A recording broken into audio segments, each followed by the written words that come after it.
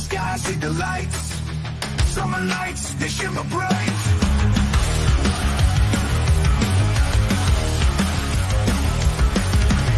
They come and go like the wind. Alien dreams begin to spin.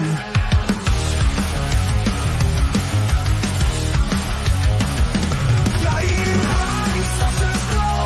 Where they come from, who could know? Abductions, tales we hear. Aliens close and near.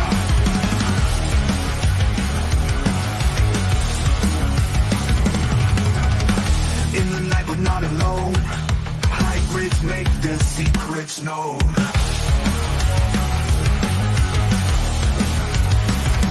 New sightings everywhere. News of truth we need to share.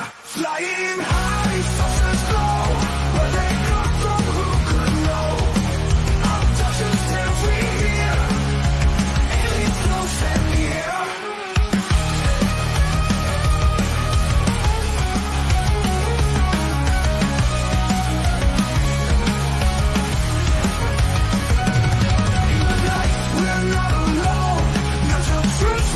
To share, flying high, saucers glow. Where they come from, who could know? Abductions, tales we hear.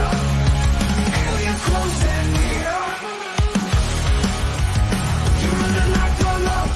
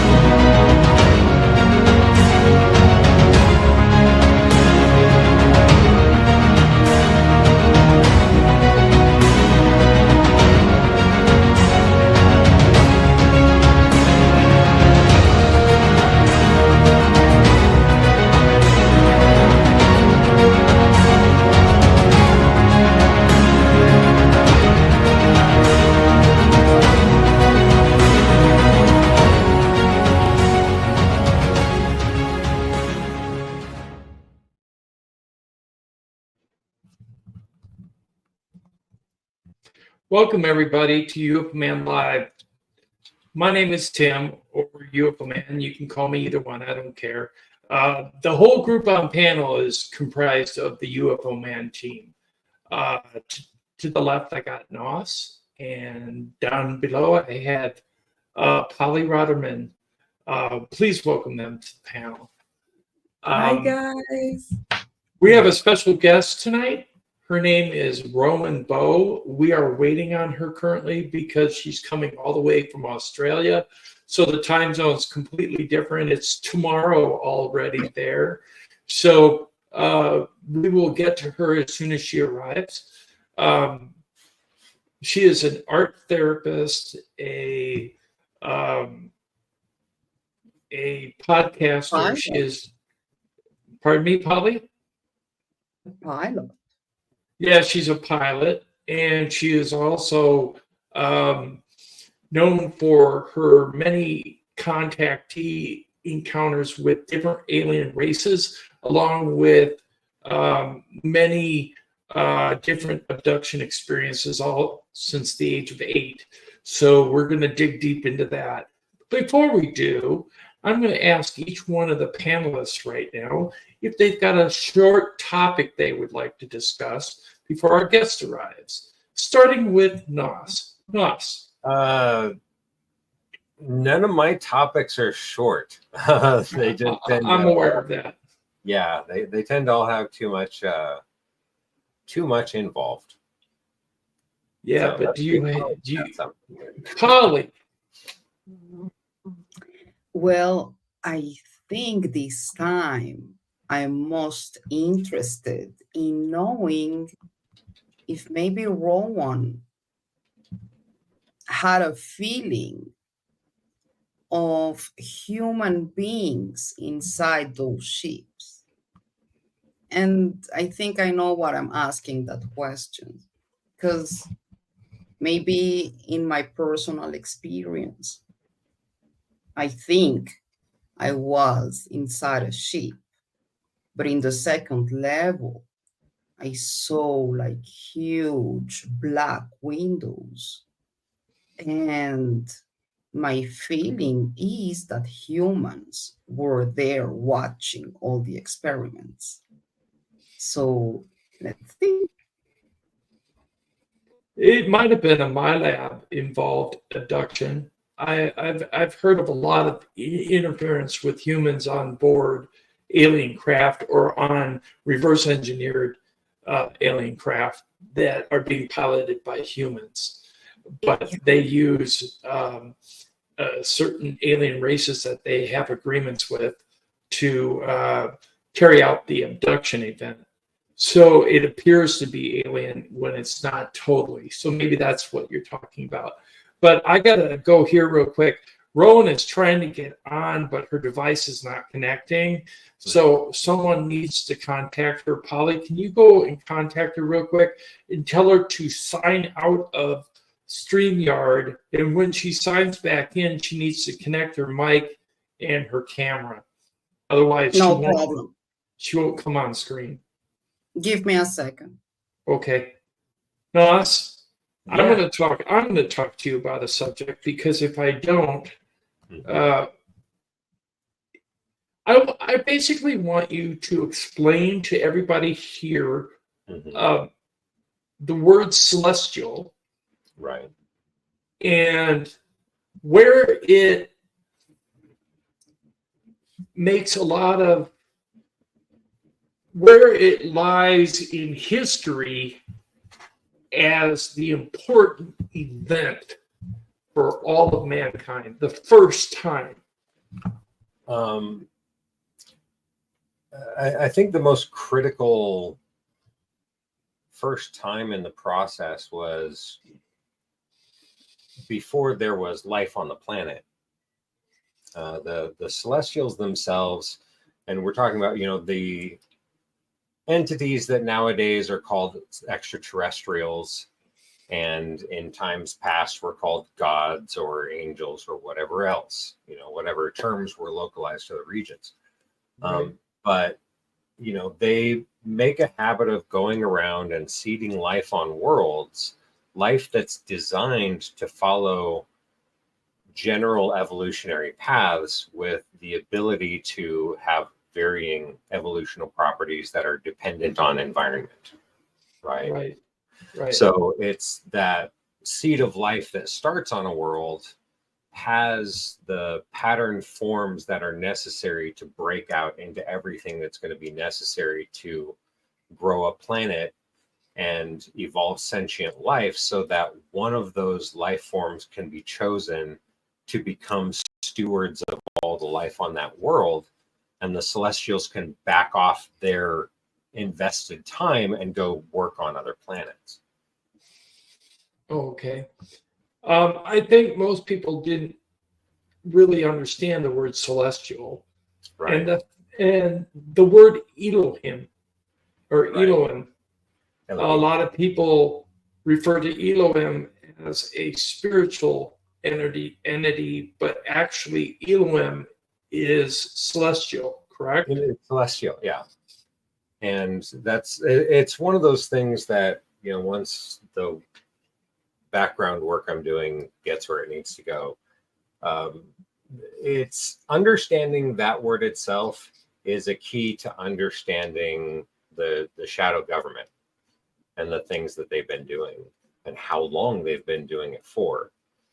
And when we get to that part of the process, it's something that's going to be very disruptive for society, Right. because it directly cancels out a structural framework for reality that the majority of the population on Earth has invested themselves in.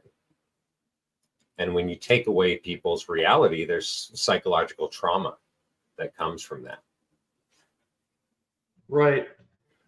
Well, that's very interesting. But for a second here, I think we need to say hello to some people in the chat. Absolutely. Let's see here. We got Snoopyson 100. He was here early, Yes. or she was here early. Renee Cruz, always good to see you. Scott Rosen, good to see you. I'm trying to see if I missed anybody. Queen Mary's here. Oh, Sarah. Okay. Yeah, thank you. And you have a good show too. TETs is here. Good to see you, TETs. You always make sure that I say his name correct. Who else is here? I think we got it. And my flock is there too. My flock is there too. Okay, my flock. Jeff Garvey is here. Welcome, Jeff. Hides and Long Grass is here, listening and driving. That's cool. I'm waiting for Polly to come back. I see she's active in chat. Mm-hmm. Well, yeah, she sent a message in the private chat there. Right. Chronicles and Still Waters is here. Yeah. Welcome. We're waiting on our guests, so we're pretty much up in the air. If you got any, oh, I saw it. Yeah. If you got any questions, please relay them our way, and we'll try to address them while we wait for our guests. Hi, Lisa. Good to see you again. Hi, Steve. Thanks for coming in. I see you there. Yeah, we can do an AMA and just see where it evolves from there until Yeah. Get the guest on board. Yeah. I'm always ready with the hardcore stuff. Okay, well, let's start at the origin of celestials. The origin of celestials. Yes. To get into that, I need to give everyone a little background primer on where the information comes from, because if I just say it, it's going to sound like I'm creating a story from nowhere. Is that I am a librarian of the Celestial Archives, which is an information network that exists here on the Earth that was set up by the Celestials to be discovered by humanity when they matured enough to be able to detect it. Because of my connection to this, I receive information directly. It's celestial internet. So I'm tied into the information that's necessary to take us where we need to go. So the information I'm working with is from the memories I'm able to access as a result of that. When it comes to the origin of celestials, that's something that happens when a universe is first created and it comes into existence. It's the seed of a universe that is intersected at the tail end of the completion of another universe. And what happens is that all of the celestials from that prior universe start merging back together from where they originally came until they get into the singular entity form. Gotcha. And Nos. Yep. Our guest is here. There we go. Awesome. Thank you for going into that, though. I appreciate the knowledge. Yes. Rowan, Uh, can you hear us?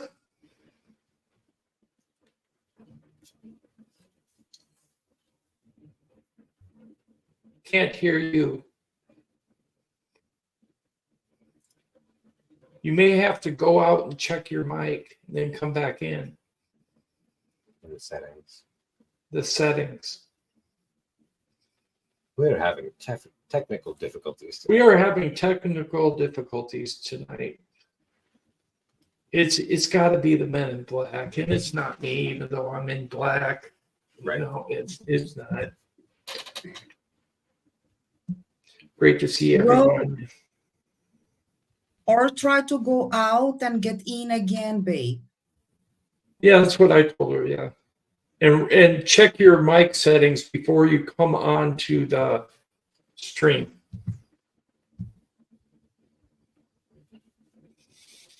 Take it easy. Everything is okay. We'll get there. Yeah, I thought I heard her for a second, and then it dropped out.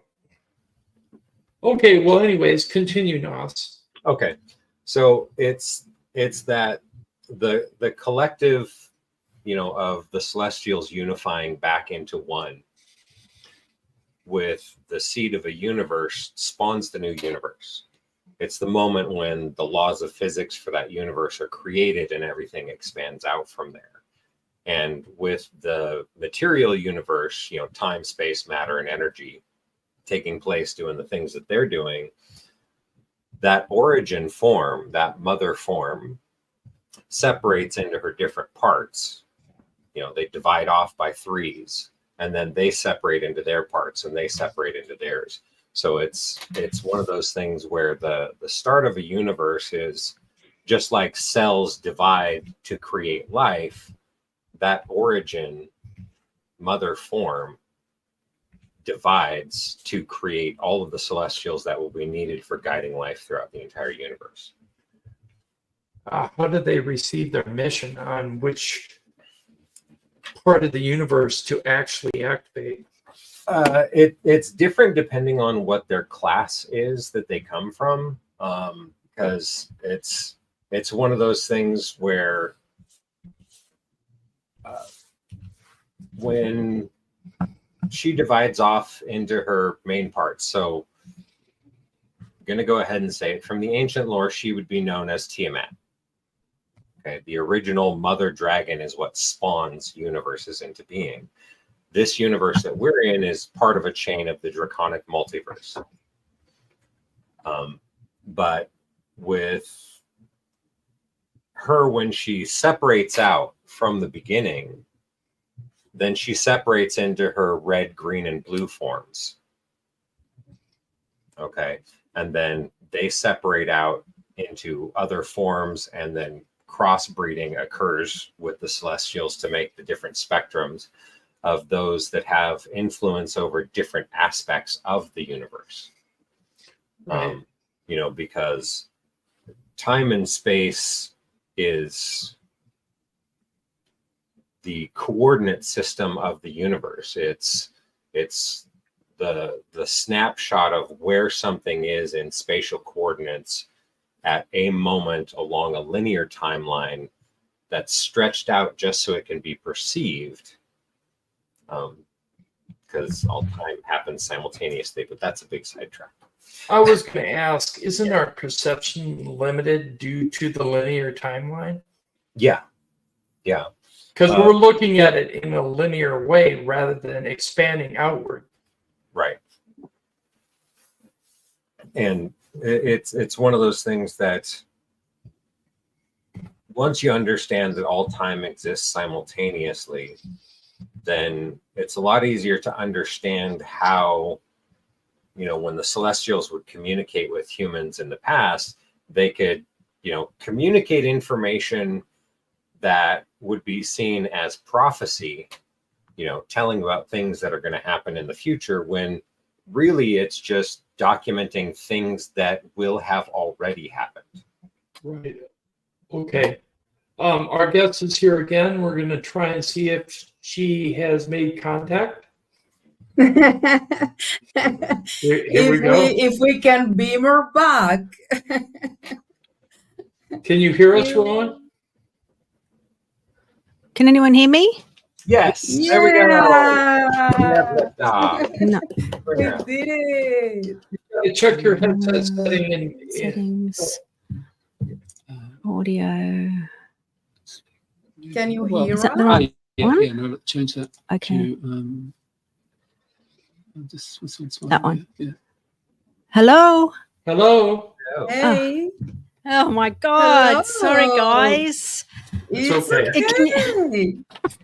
It's Wow. okay. We're used to having technical difficulties every so often, so it's fine.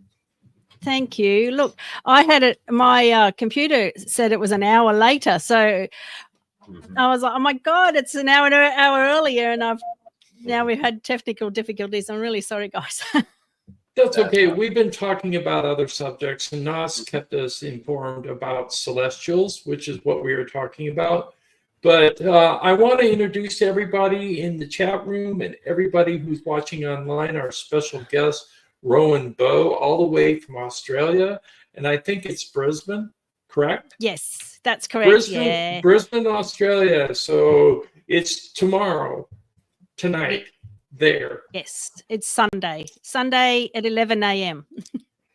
11:18. So you're more than welcome, Rowan. We're very happy to have you here. We've all watched pretty much some interviews with you in them. One I watched was with Dolly Safran and my friend Preston Demmett. Yeah, that was great. Yeah, so we've got it down here. I'd like to introduce to you my panel. Nos is down in the left corner. Greetings. And Polly, who you do know, is in my right corner. And she's on my channel every week. So if you ever want to see her, you can come here and see her. Awesome. She's the one that referred you, and I'm glad that you're here. All right, so tonight we're going to be discussing her many contactee events and her abduction encounters all the way since the age of 8. The fact that she actually piloted a tall white craft and was shown how it operated, which is very interesting because I've only heard a couple people mention that in all the years I've done research, but that doesn't mean it's only 2 people. But it'd be interesting to hear what she has to say. So without further ado, let's bring up Rowan Bowe. Here we go. Okay, Rowan, can you start us out at the very beginning of your introduction into the UFO phenomenon? Not necessarily the nuts and bolts of the crafts, but the actual abduction phenomenon. Well, when I was little, 8 or 9, little beings were coming into my room, but I don't remember anything to do with UFOs then. But when I was 19, I was basically taken on craft when I was fully awake. Basically, I was out. I don't know whether anyone, if I'm repeating myself, just so everyone has the background, but I was outside. It was about 9 o'clock at night in Noosa in Queensland, and I was hanging washing out, as you do at 9 o'clock at night, thinking I better hang them out. Anyway, so a light ball. I'm going to say it's an orb, but I thought of it as a min light, which is what they call sort of unusual lights in Australia. It came down out of the sky and was about 2 or 3 meters in front of me. And it was there probably for about 2 or 3 minutes before anything happened. And what happened was it actually sounds bizarre, and I still can't get my head around it. It flew into my head, and it somehow, from then onwards was floating up, but my body it wasn't just a consciousness or an astral event. So I can prove that through a few different things. I was thinking about that the other night. So I was floating in the sky, sky going upwards towards what I could see was a craft from underneath. And I heard, don't look down, look up, just keep looking up, keep looking up. So I was looking up at this rectangular, oh, there we go. Yes. So I was looking up at this sort of rectangular craft. Now I can't remember the exact configuration of these red hot elements underneath the craft. It could have been a box shape. However, it was tubes of red hot glowing material. And I thought, oh, that's how, whatever that technology is, that's what was holding the craft upright. And I knew this was not human tech. This would have been 1991. So I was 19 then. I was born in 72. So 1920. So what did happen was I went up, must have been through a hatch or something, and came up inside the craft to be presented with 4 tall blondes. I'm 5'3", so I would have probably been still 5'3" at age 19. I don't think I was any shorter. But these beings were really tall, really good looking, and long hair, long blonde hair. And we're very good looking. Anyway, so I didn't know what to think. Obviously, I was gracious that they weren't some sort of scary reptilian or with 17 arms each, or octopus creatures, or some sort of other weird thing that I didn't know what I was going to be presented with, but they were humanoid. They did talk to me with an accent, I believe, rather than with an Australian accent.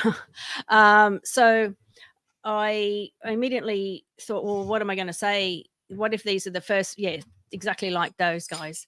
What if these are the first time they've ever been on Earth? So I said, well, basically, welcome to planet Earth. I don't know what else to say. It sounds corny, but I could have either freaked out and had a panic attack and started to flail around. And as it was, I basically sort of thought, oh, maybe I should try and make friends with them. But it's not like they weren't friendly, but they were really stern. And one of the ladies said, if you touch us, it will kill you. And I thought, oh God, what's wrong with them? And I thought perhaps that their suits might have been electromagnetic or some sort of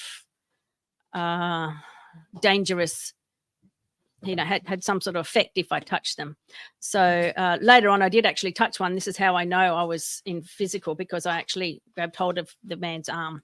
But I sort of, after they said, if you touch us, it will kill you.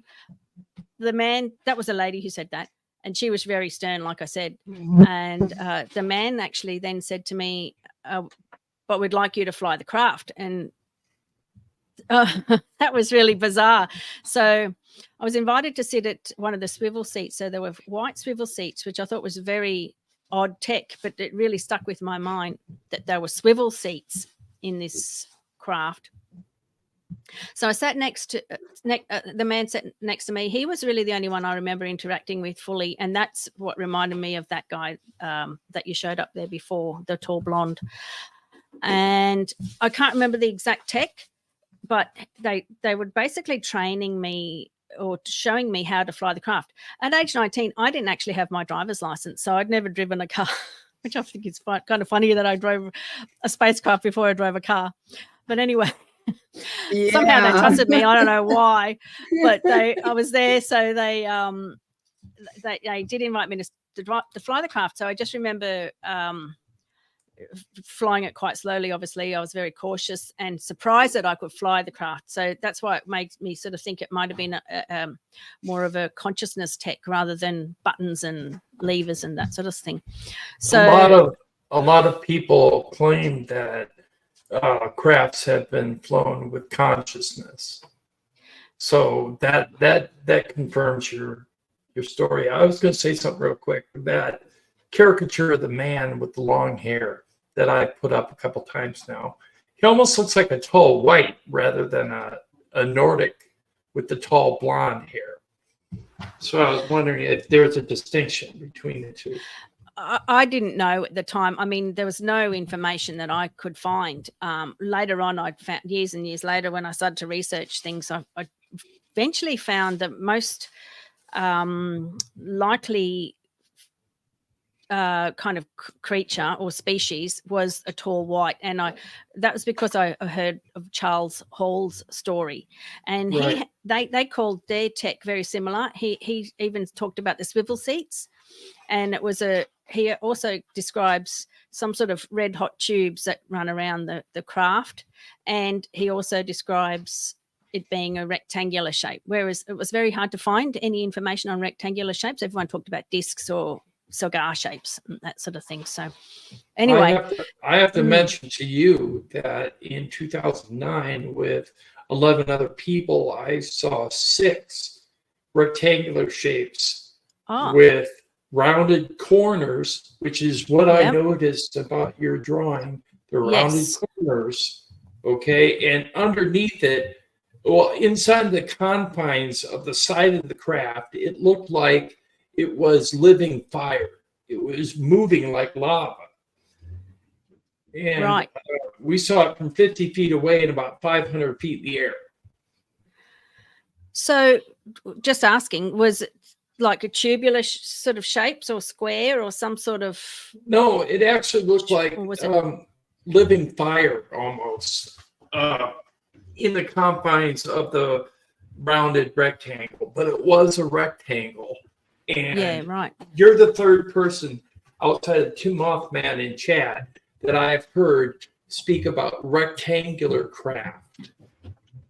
Yeah, well, that's why when Charles Hall described his craft that he saw, and the tall whites and the swivel seats and a few other like that, whatever material it was that ran around the craft, these coils of some description, that was the most likelihood for me. I can't, it's so difficult because we're all just guessing at what on earth these species are and if they're good or bad. And really, none of us really know, I don't think. I investigate a lot of contact stories, and everyone always says the opposite's the bad ones. So it's very difficult to know exactly I'm 52, nearly 52, and still trying to work it all out, even though I've had direct contact with 3 kinds of beings. So the other beings was the greys and the tall blondes or whoever they are, and the little dark creatures. So yeah, that's them, and that's from Whitley Strieber's Communion movie. That's the best description. Or the other one is Where the Wild Things Are, that the little horned creatures they didn't have crawn. So did you see them as well, UFO man? I didn't see the little black creatures, no. All I saw was, hold on a second here. All I saw were the craft, okay?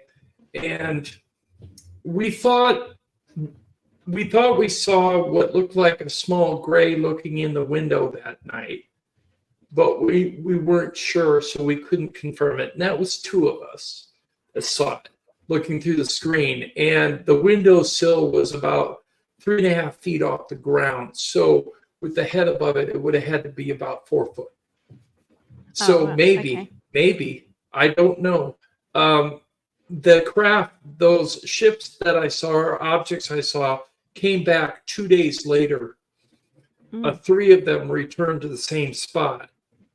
I mentioned this sighting to Dolly Saffron with Preston Dennett, and she said to stay away from them because they're dangerous, they're human controlled, and that they have laser systems on them. Now, I know it's so difficult to guess. Yeah.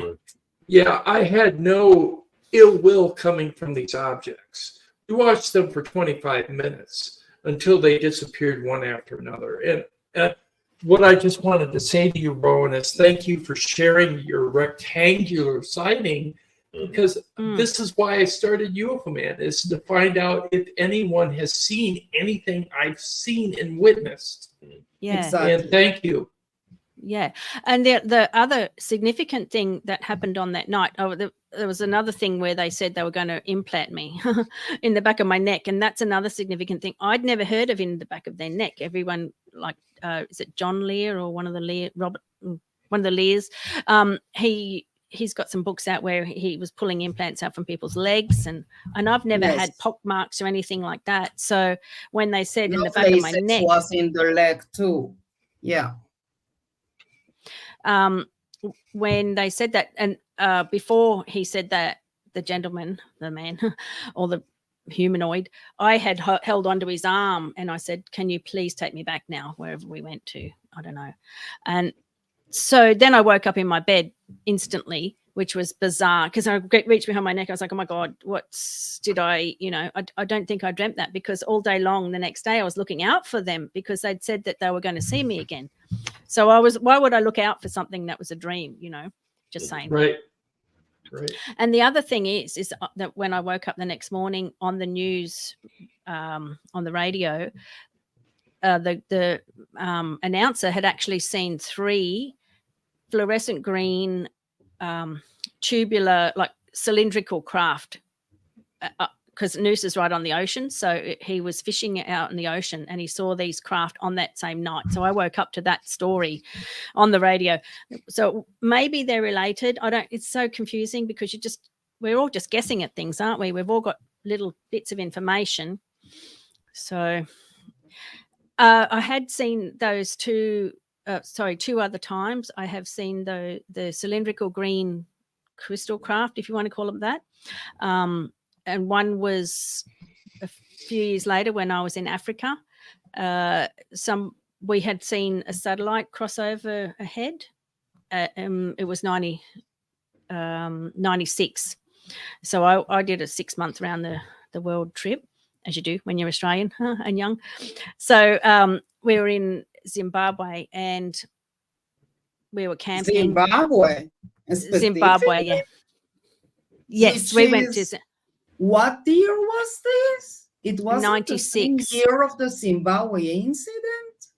No, I had never heard about that until later on. So after I realized how close it was, and somebody did say that Pietermaritzburg, which is near there, was the UFO capital of the world, which I'd written it. I wrote some travel diaries and I'd written that down. I've got that in my diaries from the days that I saw these things, and somebody said that. So after we saw this satellite pass overhead, somebody had seen a fluorescent green tubular craft right on the distance, like over the mountains, and that was traveling sideways like this. And I realized what it was because I'd only heard about it at that one time on the radio after, like on the night of my flying the craft incident. And pardon me. And as soon as I said, I think that's a UFO, this thing just disappeared. And a week later, we were camping in South Africa, and we saw this craft go over, like another satellite go overhead during the daytime, and another one of these massive craft came across straight above our heads, silent, and it looked to me, the only thing I could refer it to was optic fiber. It had no portals or anything. It was like glass. It was completely smooth, and it had really light ends as if it was optic fiber. So it was some sort of craft, some sort of tech that there's no way we had. So that was in 96. So that was 30 years ago. So I don't think that humans have that kind of tech. I would like to go for a second back to the point where you felt this light came to you and then you went up to the air. So why am I asking this? Because sometimes we can dream about it. We have lucid dreams. We don't really know what we feel. I would like to hear from you. The moment you got this light on you, how was this feeling of going up into the air,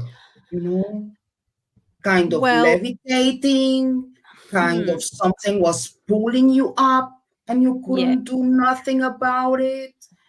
I expect petrified. I was in, when this little I don't even know whether this thing was alive, but I felt this thing had this little round ball, probably about, how big would that be? Like a small blow up beach ball. Yeah. I felt like it was conscious. So I don't know whether I was communicating with my mouth or in my mind thinking, well, this thing's dangerous.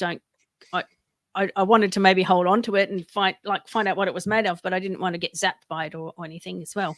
So I was moving backwards away from it. It was actually coming towards me and I was moving backwards.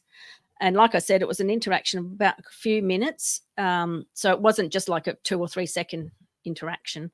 And I thought, because it was actually between me and the door, so I had to have gone around it, and I couldn't get, the way the path was, I couldn't get around it anyway. So I was sort of trapped a little bit.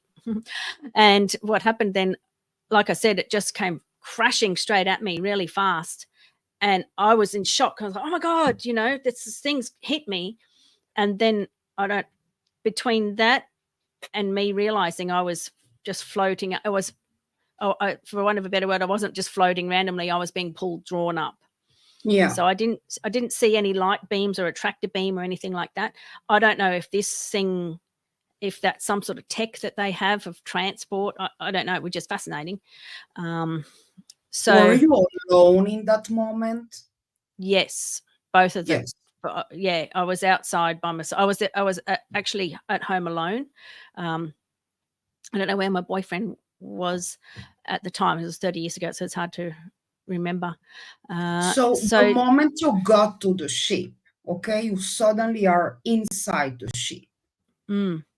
Did you see any difference in like the size inside the ship? Because sometimes you see a little light, but when you go inside, it's a huge thing. I don't think it was too big. It was more compact. What did you see? I remember it being like on a deck. It's the only way I can explain a deck. Like it was empty space. I don't think that there was no clutter or anything. It wasn't massive. The ship wasn't big. It was like a minibus, I suppose. And I think on one end was where we sat. So when the guy and I swapped over, so he said to me, you think that's fast? This is fast. So he actually swapped over and I was standing on his right next to the seat. So I was standing at the same height of his head because I was short and standing up, and he was sitting down and tall. So that's why I was able to just reach and hold onto his arm and say, excuse me, can we go now? Can I go back now? Because it felt like we were gone for hours and hours and hours. And it was scary. Yeah. I didn't know where we were going. I didn't know who these people were. I don't know why me.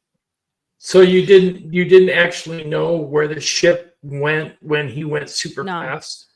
No, I just assumed it was a demonstration. I don't know whether we went anywhere in particular. It felt like it was for, if not hours, then up to an hour of just flying super, super fast where you couldn't even see anything around. There was no bearings of where you were. I don't know whether we were in space. It didn't feel like we were in space. It might have been on the other side of the world, for example, Right. When you were inside the craft, did you smell anything, or was it heated, or was it cold? I don't recall any of those things. Noosa's very hot. Being tropical Queensland, and I wouldn't have been wearing more than just a night dress, really. But I don't remember being cold at all. I do remember holding onto his arm and going, "Yep, you're solid. You're a solid fellow." Hello. He was muscly, and I can't remember the exact fabric, but it was skin tight outfit. And I thought, oh God, I've touched his skin suit now. Am I going to get zapped? But I didn't. Nothing happened to me, and no one reacted either. Did you feel at some point that maybe humans were there with you? I've never thought that. No, this whole time I've never thought they were humans. And you didn't have like the feeling that maybe humans were hiding somewhere and trying to see what they were doing to you or something? Yeah. No, I never ever got that. These people were, I even asked them, what star system are you from? these people weren't, although they were people, humanoids, they were not humans. They weren't from this planet. The moment they told you, okay, try to fly the ship, you gotta sit.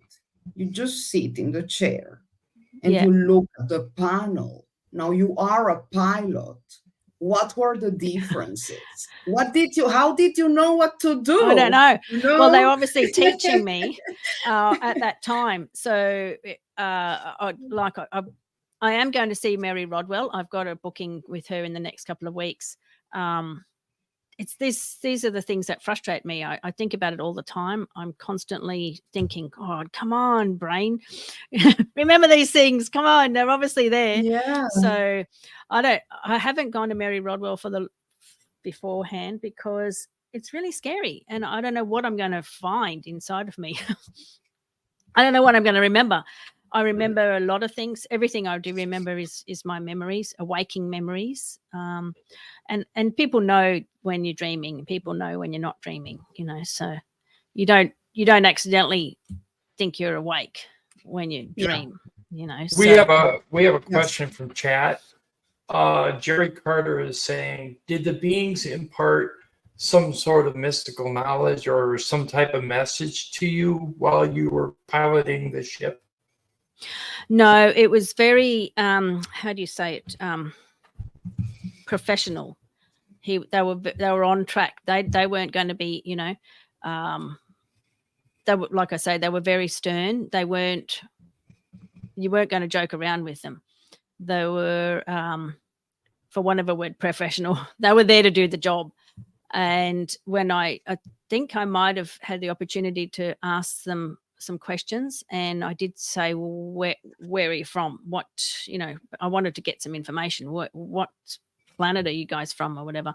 And they just said, we're travelers. So they wouldn't give me any further information. I think I asked them twice. Mm-hmm. But then I don't think I got any dramatic, doomsday prophecies or anything like that.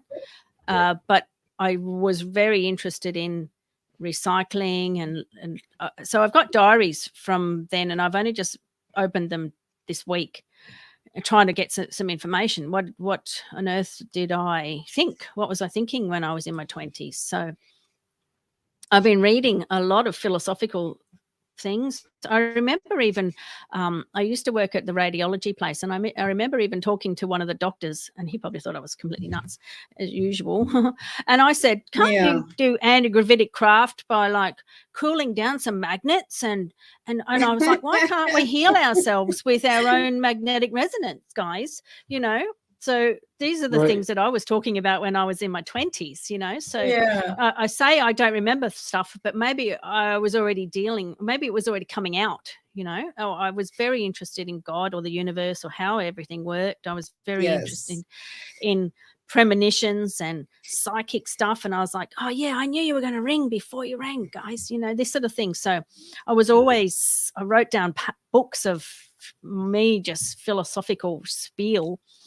So I guess that kind of helped me with them. Those guys might have imparted that, and I didn't even realize that it wasn't just me coming out. It might have been their information. I was going to say, before we go to Nas for a question to you, we do have one more question from the chat room that's very important. Carlos the B is asking, have you had any more contact with them since your 20s? Right. So I haven't had contact with any of the Nords or Blondes or whatever you want to label them. No. I have had contact with, apart from like a meditation psychic kind of contact, I have had contact with the Greys. So I've had significant contact with the Greys in that, again, I was semi-dreaming. I'm not going to say I thought I was dreaming. I thought I was awake. I would find myself awake, and I would test that I was awake when I saw some UFOs coming down from the sky. And this isn't just one time. This is an ongoing theme. Mm-hmm. And also there were UFOs reported at that same time in the newspapers or on the radio as well, or on TV. So the general scenario was that I would find myself awake, standing around at night, which is weird. Why would you do that? And not question it. But there was a few other people, like probably up to maybe 10 to 20 other people there. And it was nighttime. And we would be in a place, for example, behind industrial estates. You know how they've often fenced off and no one can access it, these sorts of places. So I'd find myself awake. I'd pinch myself. I'd go, finally, I'm awake. Yes, I'm definitely awake. So I'd test 3 or 4 times. Am I pinching myself? Yes, I can feel it, So, and then we would see a triangular craft way up in the sky, and people would start freaking out. And I would be the one that says, no, don't worry. I'm awake. I'm finally awake when I see these UFOs, because I always think that because I wake up in bed that I must have dreamt it. Sure. But I'm testing, I'm awake. So every single time I'll be like, yes, finally I'm awake, which doesn't make sense, I know, but this is what happened. So then this triangular craft would be a tiny speck, and then just get bigger and bigger and bigger and bigger, and just land straight on top of us. Like it was like it was crashing. It would come tearing down and then land, and people would be screaming. And I'd be sort of encouraging them to calm down. There's nothing wrong. We would be fine. I don't personally remember being on any of those med beds or any of that sort of stuff. I don't remember laying on any cold, hard surfaces. But the main thing I remember was having like a communication with a female grey.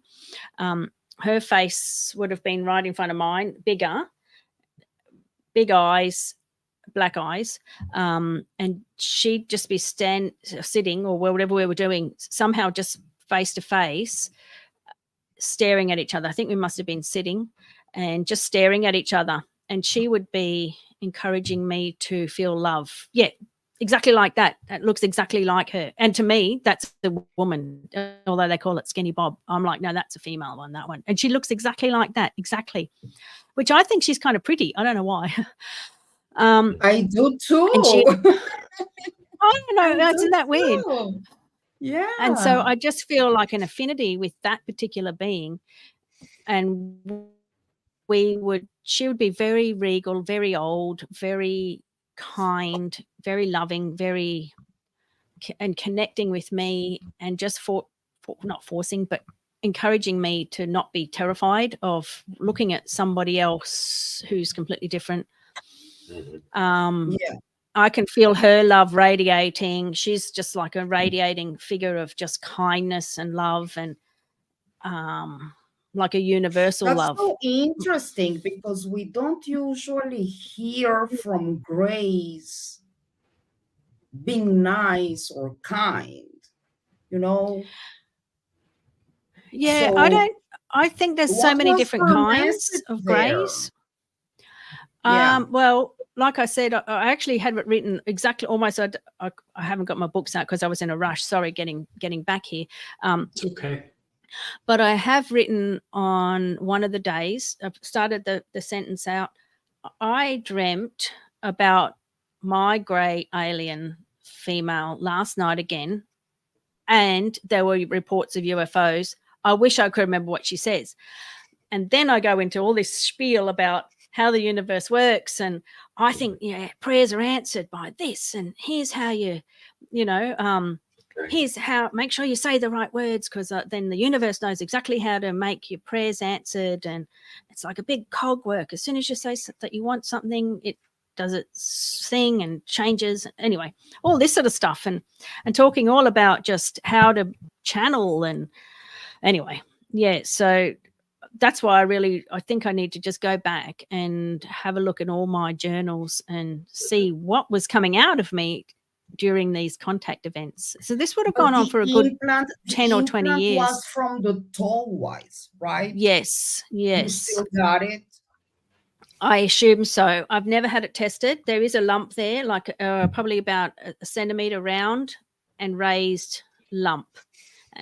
And it's weird because I've always assumed that it was there. So I may have, because I had contact when I was 8 or 9 by this little grey beings, maybe they give me something. They gave me something. Again, I need to go to Mary Rodwell and see if I've got some memories of what they did to me as well.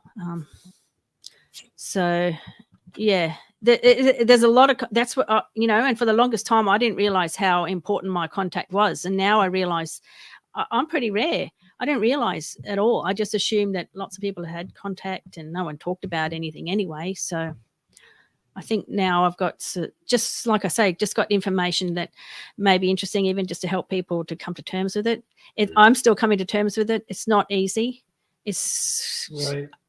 you know, it's really weird to get your head around. And especially when they may be implanting things, thoughts into your mind and that. Yeah. People have difficulty just wrapping their heads around a sighting, much less interaction with an alien being. Anas, what is your take? Well, essentially what I'd like to know from the body of the experiences that you've had is whether you have a feeling, because, you know, culture makes people not sensitive to all the things they're supposed to be sensitive to, right? So it's when everything that they're exposed to in the culture that they're raised in tells you none of these things exist, you can't believe in them and all that kind of stuff, it does create psychological trauma when you have those experiences, right? And we have default mechanisms for, you know, trying to deny those even when we know they're real, right? Yeah. And so we suppress aspects of the experience that we can't process at the time and things like that, or we tell ourselves to not trust the feelings that we had surrounding those experiences. And so what I'm looking for, as far as from your perspective and what you came out of these experiences with on your core inner feeling, did you feel like you were data to be acquired, or did you feel more like you were being prepared for something later?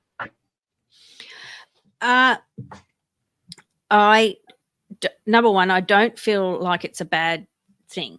Right. So let's just go there. Although it was scary, and like you say, it's actually what's a little bit more scarier is humans, you know, just to differentiate, being unable to accept what I am saying, for example. Like my ex-husband he couldn't get it, you know, and he actually called the police and he called mental health and he told all my work colleagues and everyone I knew that I'd gone crazy, even though we were married for 13 years. And that's how long it took me to be able to open this stuff up, because like you say, I was taught not to talk about these things when I was little. No one understood. You know, how do you say, oh, yeah, I was taken on craft and I've flown a craft? People just go, of course you're nuts, or you must be wrong, or you know, you've dreamt it, or this, you know. And so it's really difficult for anyone, let alone me, and then me and everyone else, I mean, to come to terms with beings are here. I don't think that the beings that I had experience with were cruel or mean. I was always put back safely. I have had 2 pregnancies gone missing, and I think they're looking after the babies. There was some trolls. Was that with the trolls, the greys, or the tall blondes? Tall whites, I believe. I feel that's right, because I was shown that, I know this is complicated. I know you guys have seen my interviews. So for anyone else who hasn't seen them, I had 2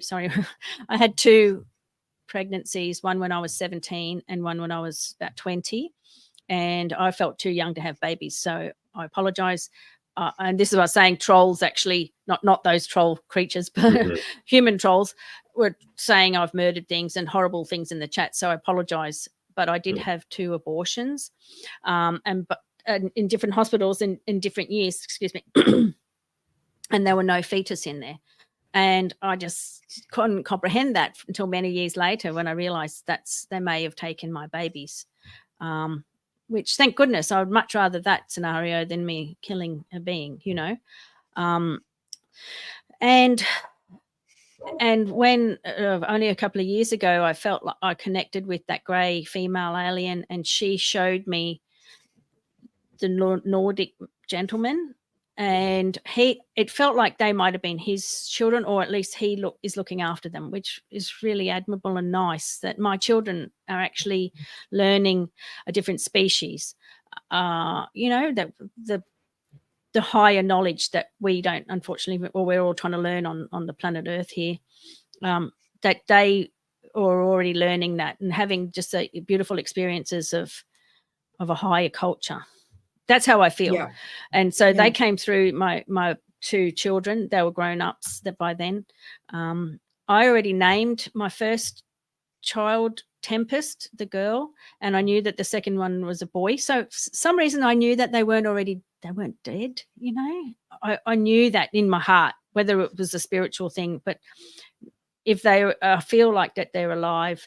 And in fact, my son who I had here, so I've got two grown-up children now here, two boys, and I actually had a really funny dream and a premonition of his name, and I saw the exact room that he would be born in and exactly what he looked like, and that it would be a boy, and his name shall be Aiden was the words I got. So we named him Aiden. And so there's lots of stuff going on, I think, in the background with humans and aliens or other humanoids, or I don't know whether it's a breeding program, it's an enlightenment program, or all of the above, I don't feel like that they're bad.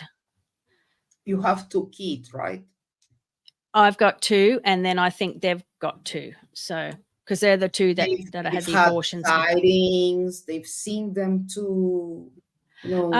Aiden he's the eldest, and he's got really long hair now. He looks like Jesus, No, not that I'm saying he's Jesus. I'm just saying that's what he looks like because he's got long hair. Yeah. And he a few years ago had three times where he woke up either naked or his clothes were upside down or inside out, back to front, or completely off. So he told me about that. He can't remember.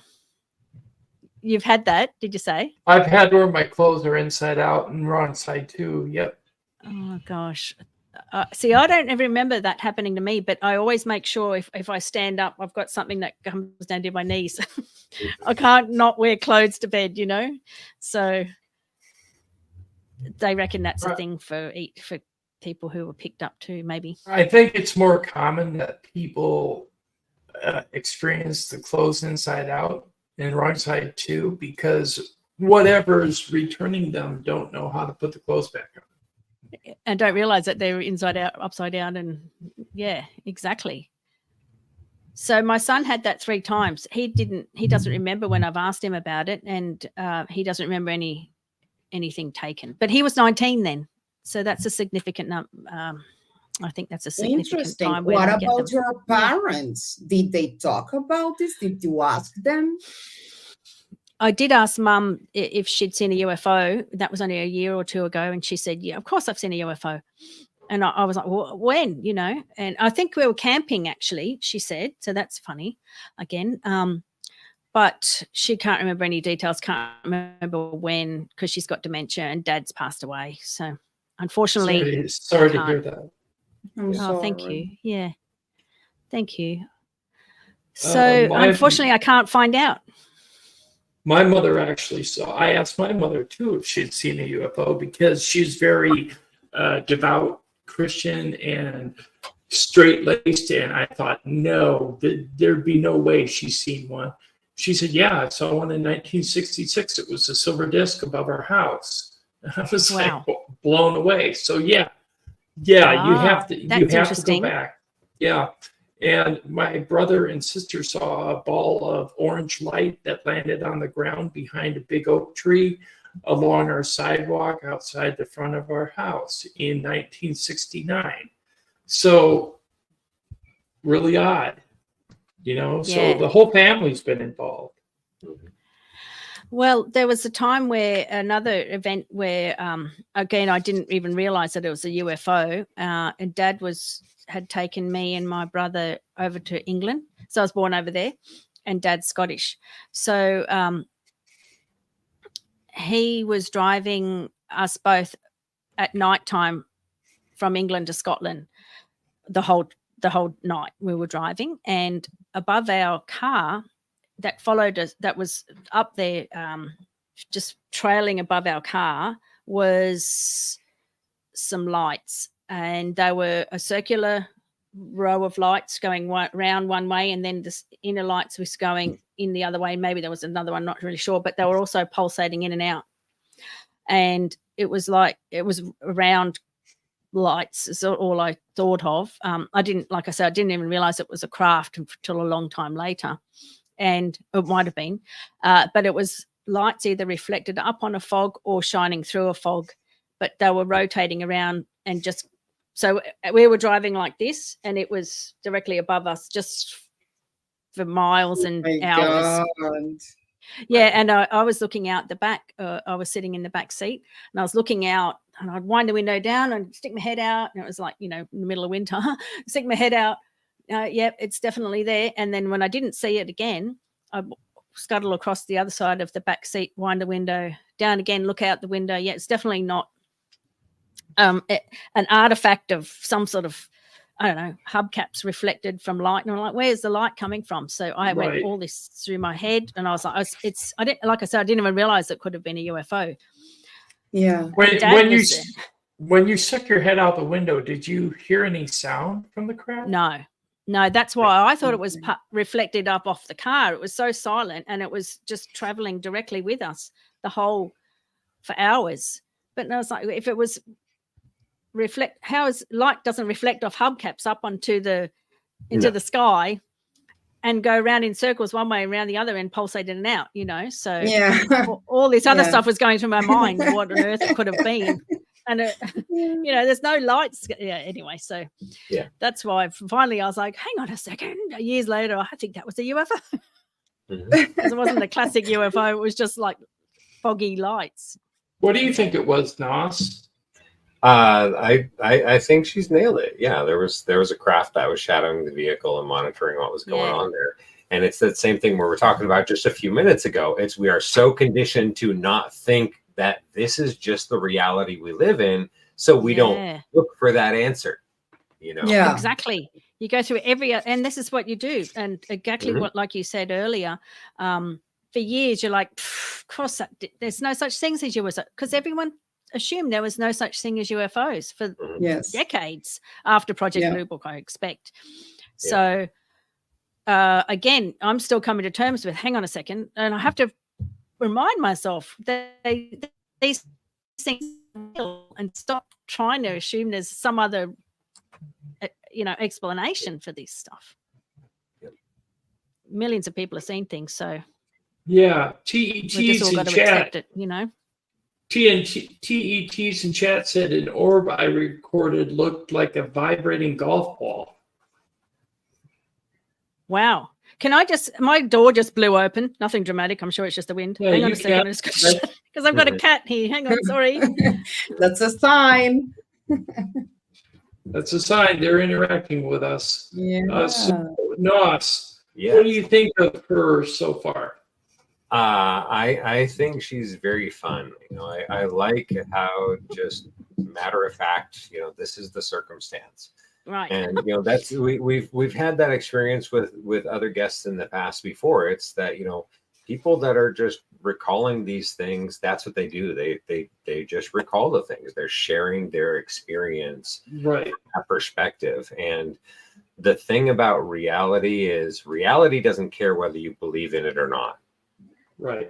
You just report the circumstances, and however inconvenient it is, that's what it is. Right.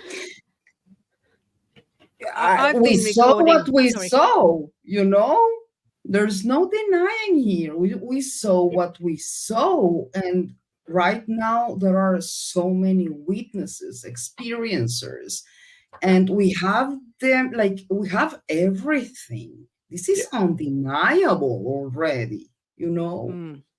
Yeah. And I that's the would problem like is that, to go a little bit back to this kind of trolls, you know, these little black yeah. bluish figures that you saw.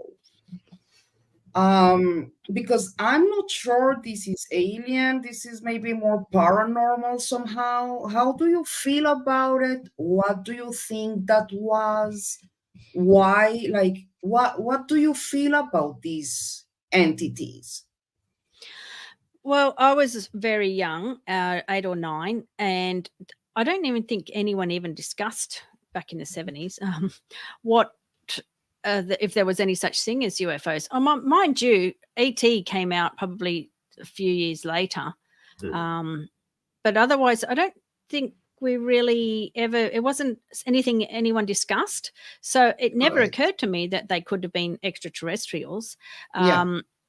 For whatever reason, I had no, I never even thought that they could. I still probably Yeah. don't even really think they're extraterrestrials. Yeah. What they are, I don't know, but they were certainly, I know this sounds weird, and it's made me question reality, which is probably part of their reason why they were doing things. But they would mess with reality. Like they would make time go either really fast or really slow. And I remember that kind of effect bled through for a few years afterwards, where I would feel like everything was either going really fast or everybody was talking like this, and I was watching it from a different perspective and thinking everyone's gone really slow. Or do you know what I mean? Does anyone else had that? Yes. Yeah. Yeah, no, Really? completely, of course. Yeah. Yes. One thing I Yes. wanted to say, Whitley Strieber explained that those troll creatures, the ones with the hoods and the bluish black faces, they actually were like a mask they were wearing. Oh, really? And that they were something else underneath, but they were wearing a mask with the hoods. So he suggested two things: that either these trolls are actually robotic in nature, or they're spiritual in nature, meaning that when they remove their heads, they can remove their black head, okay, with the hood, okay, the black and blue Okay. head. And he showed them, if you, in the movie Communion, you could see where the heads were on a shelf, and there were grays walking around in the bottom half of the suit. Oh, really? I've never So- seen I don't think I've seen the movie. Someone just told me about that being from the movie, and I just Googled them one time. Yeah, That's you as need far to as see I the got. movie.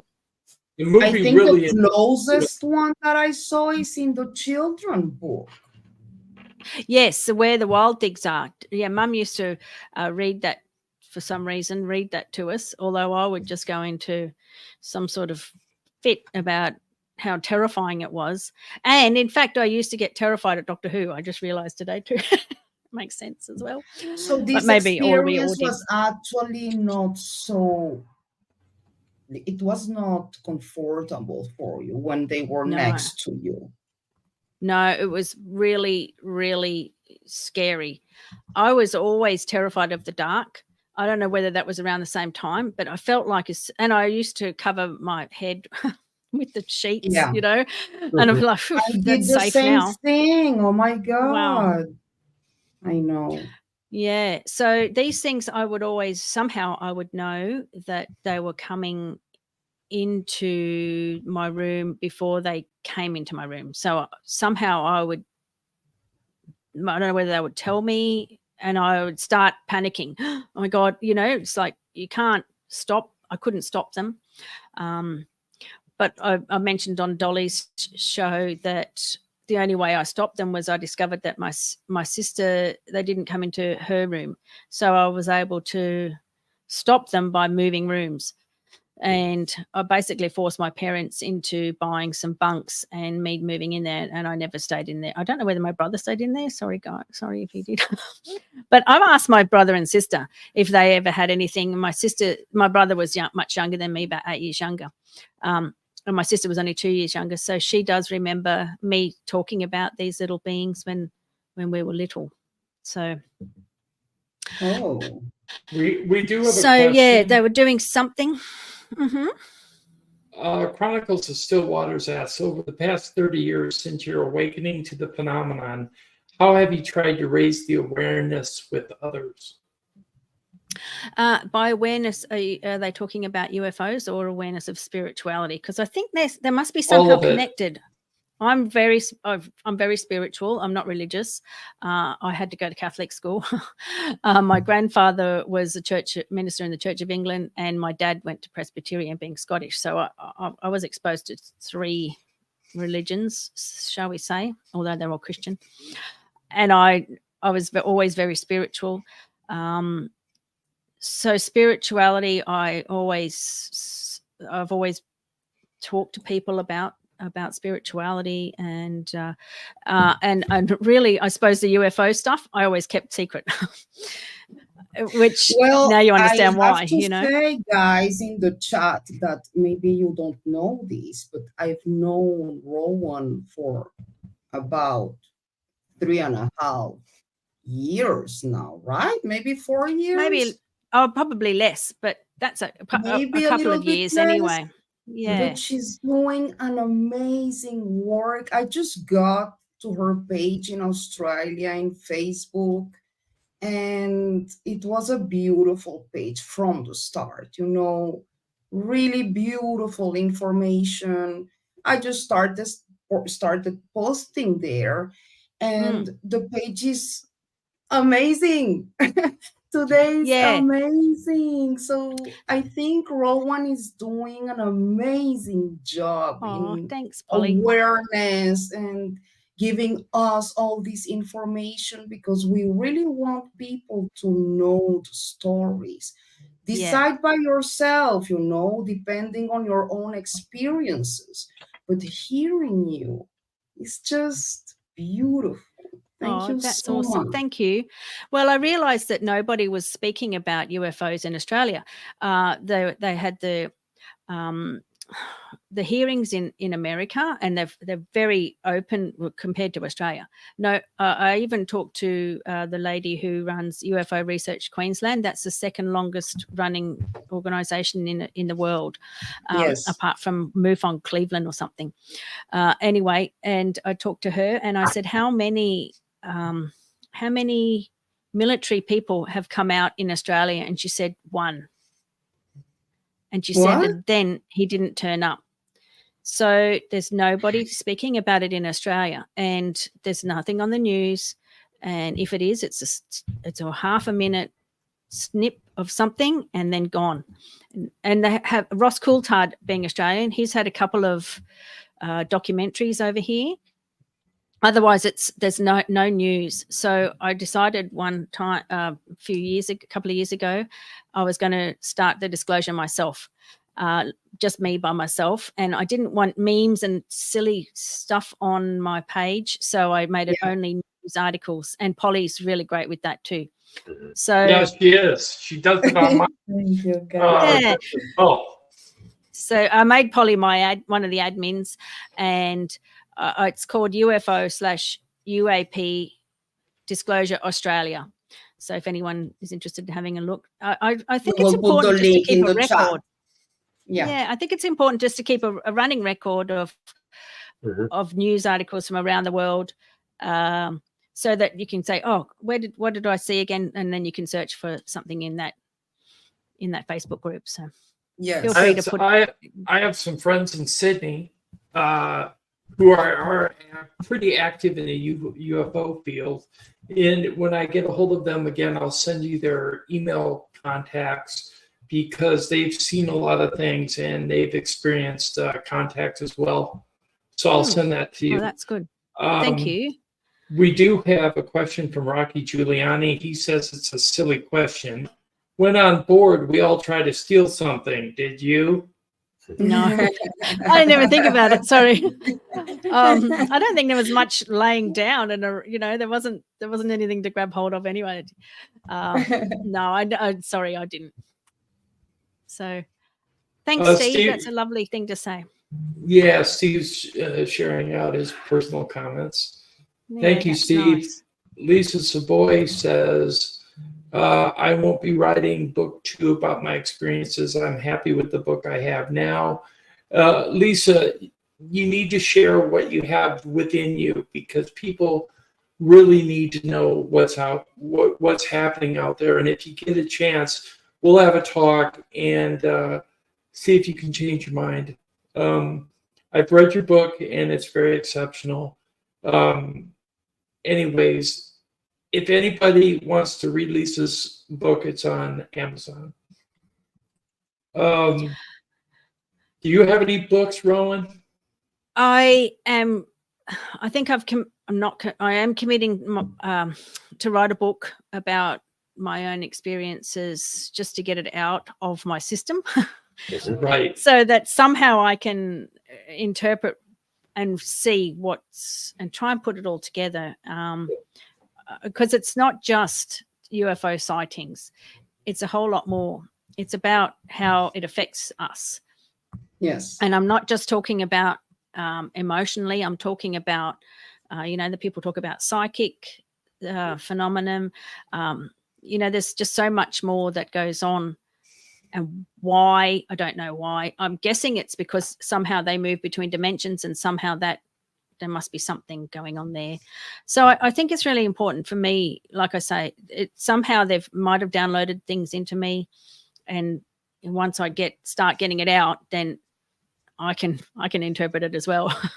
And then everyone else can see if it helps everyone else. Yes, I so agree. Yeah. That is exactly why I say we are a huge community. And this is our way to holding hands together. We're all family. And we share. We can together hands and just compare between us and try to understand what is this phenomenon in order to understand our own selves. Yeah. Yeah. And the why us. And the why us. So what causes us, some people, to have more experiences than others? Yes. Is it genetics? I don't know. I mean, I don't know if anyone's doing any particular research. I don't know whether Gary Nolan does anything about interpreting why genetically, how people maybe see craft when others don't see craft. Nos would know. Nos knows. Okay, so there's work that's going to be done on it, but it's not something that's going to be in the public's purview, because becoming aware of that specific work is a catalyst for international hostilities, put it that way. And that's the problem, isn't it? That, we've heard of Men in Black. We've heard of people like Bob Lazar who've had certificates deleted. We just don't know what we're causing by opening up. And I think that's a massive deterrent for people to open up. Right. And accept, because it's just such a hostile position. I think the world governments know way more than they're telling us.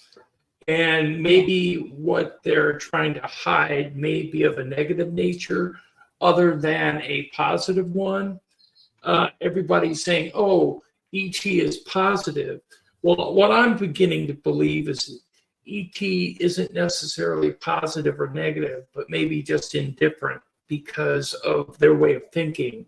We're judging ET based on human emotions, human reactions. And the thing about it is, how are they different? I think they're extremely different. It's extremely different, and I can give you just a minor perspective here on why humans are incapable of judging extraterrestrials. Okay, because like you look at what's happening in the United States on the political spectrum.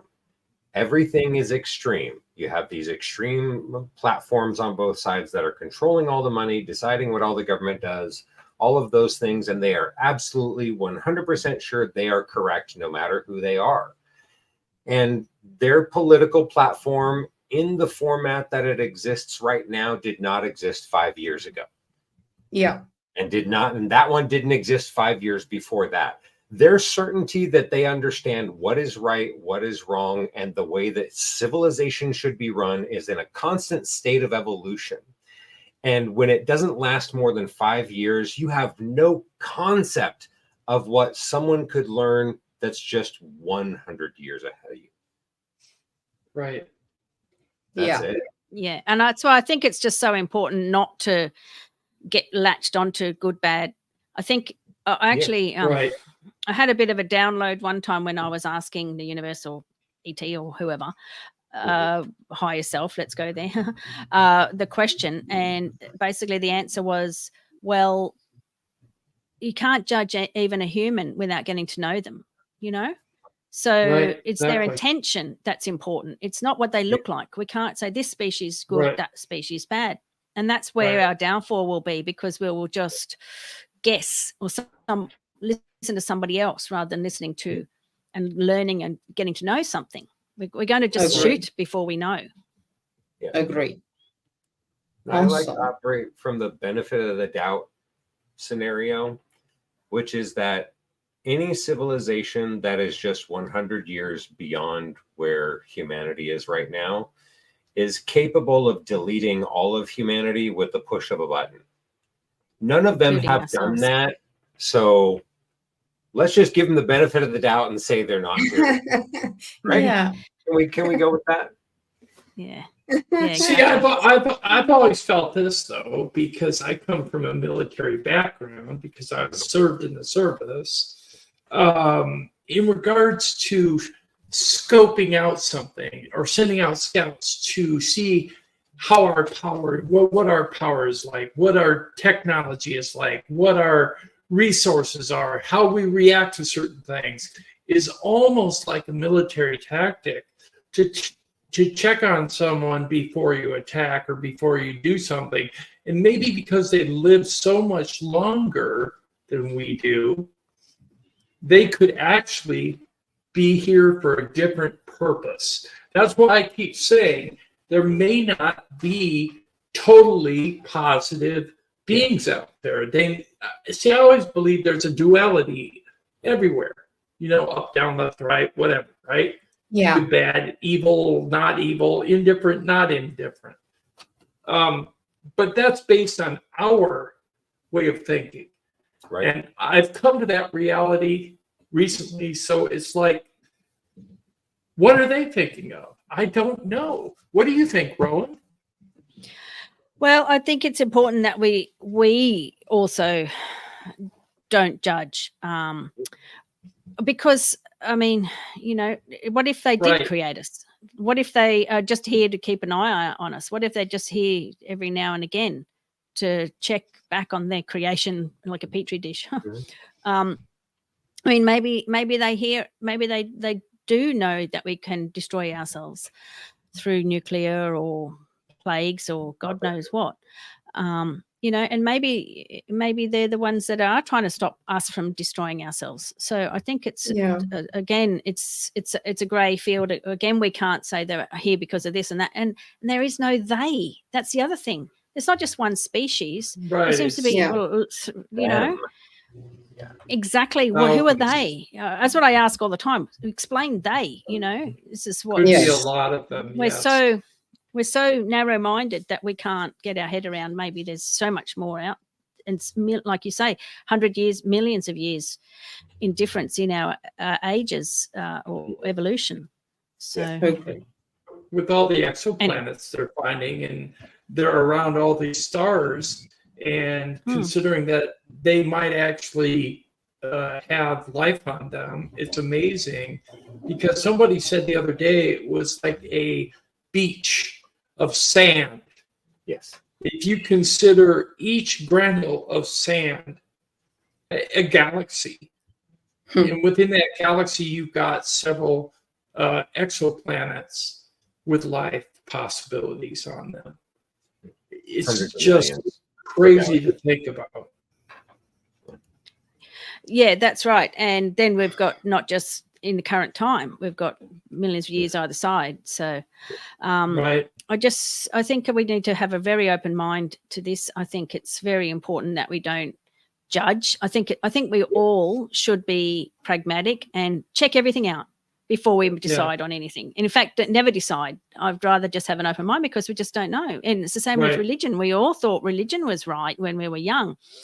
And that's what we were getting taught. Now we find that the life and world and is so much greater, the universe and just the way it functions. You know, even the US government's researching consciousness studies and what happens after death and consciousness, craft, and there's just so much that we just don't know.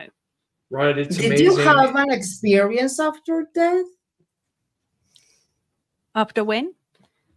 Death? After that experience? No, I haven't. No, I have had. I have leapt back in time by complete accident one time where I became another woman's body from year 500. So this is where, I mean, I have seen things myself, and I'm sure so many other people have had their own weird paranormal experiences. Again, we don't really talk about. So there's just so much that we don't know as a species.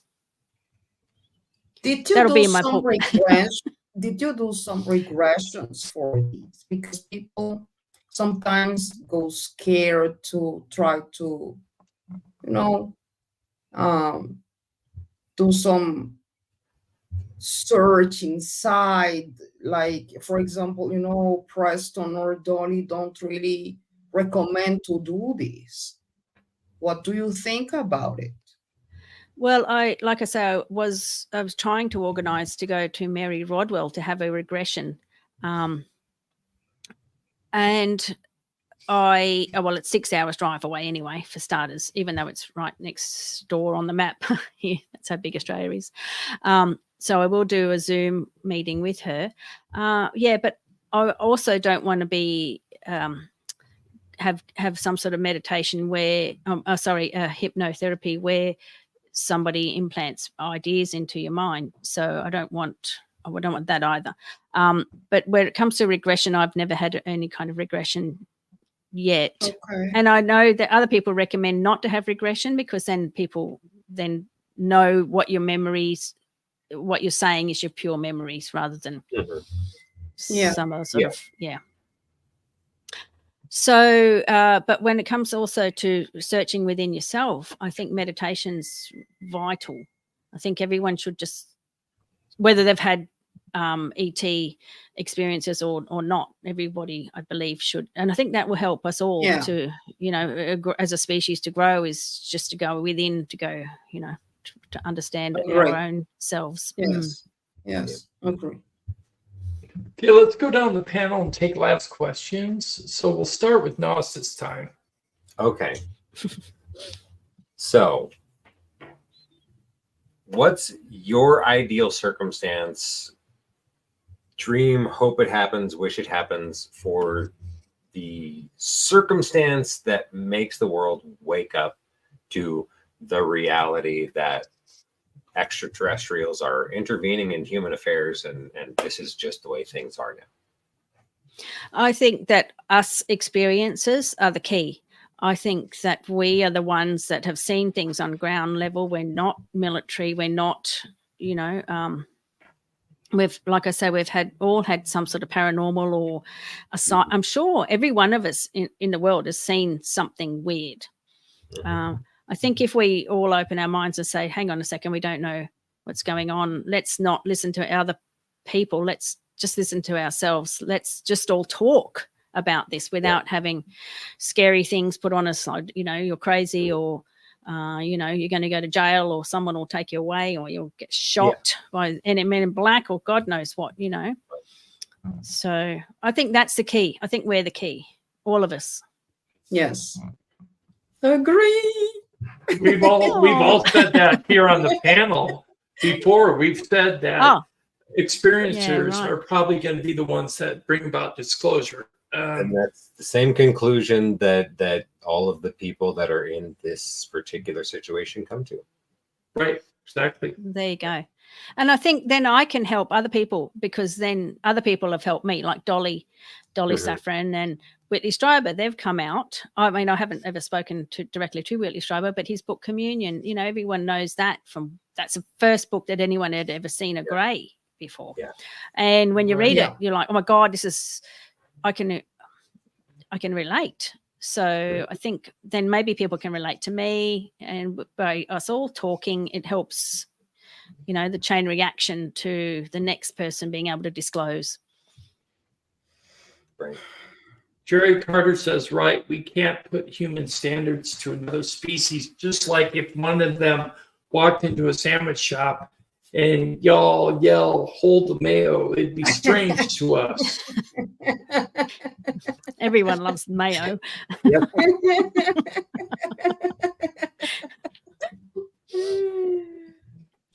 Yeah, well, that's right. So that's why we need an open mind, for sure. Yes, we agree.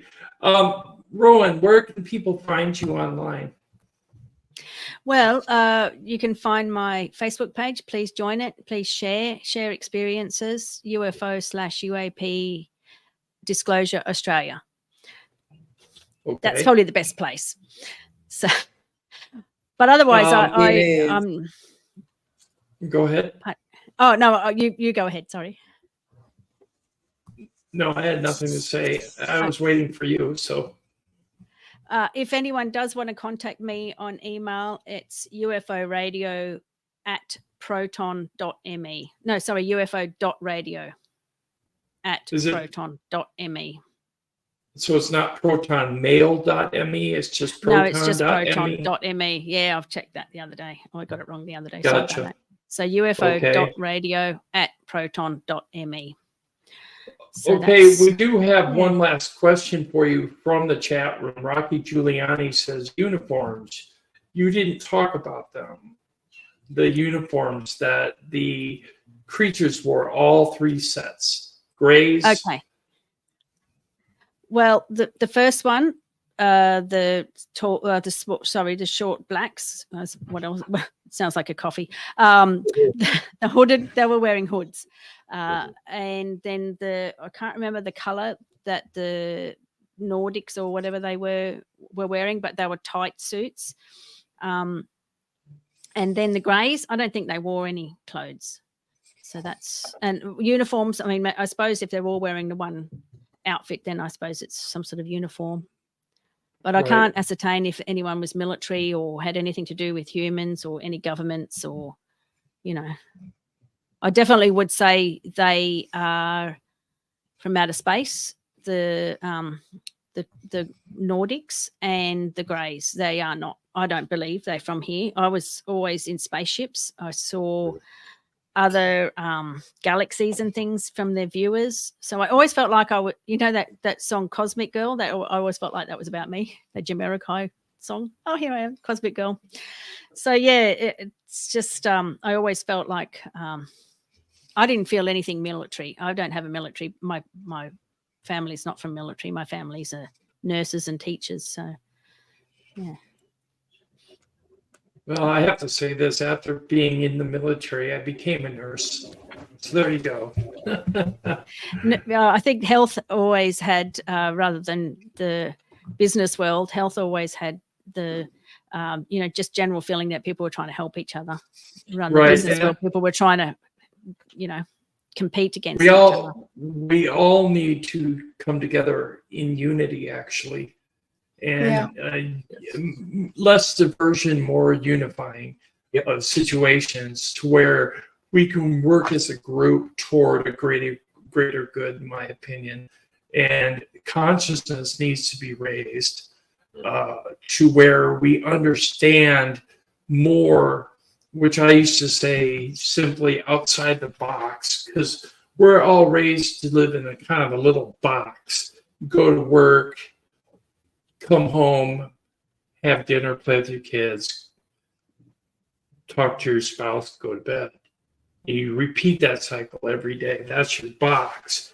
If we can look outside that box more, people would realize, wow, what a mind-blowing situation is going on. I mean, people actually being taken against their will in abductions, some people being taken with their permission, others not. Sightings up close all the time from people that you wouldn't expect. I mean, I've talked to farmers and they'll say, oh yeah, I went out to feed my cattle and there's this big flying saucer with multiple colored lights above my barn. And they'll just say it flippantly, like, but I see it all the time. But you got to talk to them. So if everybody out there can hear me, open your mouth, talk to people, unless you're afraid of being ridiculed. You need to talk to people to get the information out. Yeah. And Rowan, that's one thing we're thanking you for, is for talking to us. I've had my mouth closed for so long. My new partner, he introduced me the other day. She's an abductee. And I said, oh my God, what are they going to think? Uh-oh. Yeah. But like you say, well, what difference does it make? You know, why, you know? And you know what? It's exactly the contrary of your ex. And I am so happy to know that you have his support, because this changes everything in your life, Ro. I am so proud of you, of your path and your awakening and your help and your contribution. I am you know, I'm so proud. I love you so much. Thank you. I actually felt like I had a lump here and I was choking all the time in my old partnership, in my marriage. I know, babe. Because I just couldn't talk. I wasn't allowed to say anything. And anyway, that fell away. So you are amazing and partner. Great and way to go. And just I met him at the UFO show. Let's go. I met him at the, and we are right beside you. Okay? Thank you. Yeah, you're more than welcome to come back.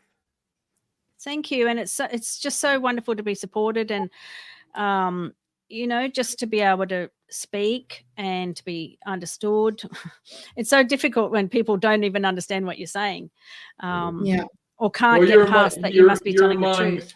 You're among other experiencers on this panel. So thank you. I can't talk for some reason. Feel free to come back anytime and join us for another conversation where we can get deeper into the subject.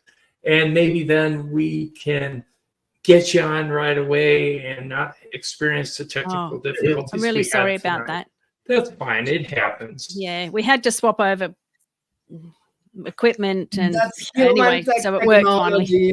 I know it was working fine the other day. Oh, sorry about that, guys. And thank you for your patience and having me on your show. And it's been just a pleasure, and being able to just express all our views and being all on the same page. Yes, you need to go back to the beginning though and listen to the song that was written especially to bring people onto the show for your show. Oh, no, I don't know about that one. Yeah, it's called Stars Above Us, and it's with your overlay, which I put up, which is this one. Oops, hold on a second here. I got to go up so I can get it. It's this overlay. Oh, did you have music on that? Did you? Yes, I did. I had music attached to it for 2 minutes and 53 seconds. Yeah. Oh, well, I will go back and have a look. Thank you. That's so lovely. Yeah, you're more than welcome. And it's going to be used just for your show. So. Wow. Thank you. And it's just so kind of you all to just have me on your show and to, you know, accept me as part of your community. And I'm not crazy, apparently, after all. No, you're not crazy. Just remember that. I'd like to answer this question to some people in the chat. I've gotten a lot of questions from people underneath videos I post. How come they only happen in the United States? Well, they don't. As you can tell now, they happen in Australia. They happen everywhere on every continent. every island, every landmass. You just Even need to in look the, into even the in the sky. ocean, even in the ocean. So you just need to look at your newspaper reports. Don't rely on mainstream media. You're not going to find a lot of UFO reports unless you go to like television programs on the History Channel or something like that. But Right. I would say listen to interviews like this. Listen to people in your neighborhoods that you talk to. Those are the people that are going to tell you what they're seeing and where. Yeah. So that's what I recommend. Get a good camera too. I think that everyone has seen something, frankly, everyone. Yes. And if you ask anyone, yeah, oh yeah, my dad saw it, or someone else saw it. It's everyone knows of the UFOs. Yeah. Right. Yeah. So That- I'm sorry, go ahead. Oh no, I was just going to say that scare campaign and the campaign of where we all must be crazy worked so well that no one says anything anymore. So now's the time. Right. We've just got to start talking about it because we're not And- crazy. Yep. Exactly. No. And that is what I was going to say. I was going to ask you, what would you suggest to someone that just had this kind of experience and don't know what to do? Okay, he's scared, stigma, what the hell happened? Talk. Come and talk. We are a huge community. We will always find someone with a related experience that can make us feel better and understand ourselves. That's Exactly. why our job is so important, and your testimony is so important too. Yes. Yeah, no one So- needs to be ridiculed. Yeah. So I want to thank everybody who came on the panel this evening. Thank you, Nos, guys. Ollie, and especially Rowan Bowe, all the way from Australia. Thank you. Thank you very much for Yeah. coming. Also want to thank everybody who participated online and who God, I can't talk tonight. Who is active in the chat room as well. Thank you very much for coming, and we'll see you again next week. Good Thank night, you, everybody. everyone. Good night. night. Good night. Thank you, Rose.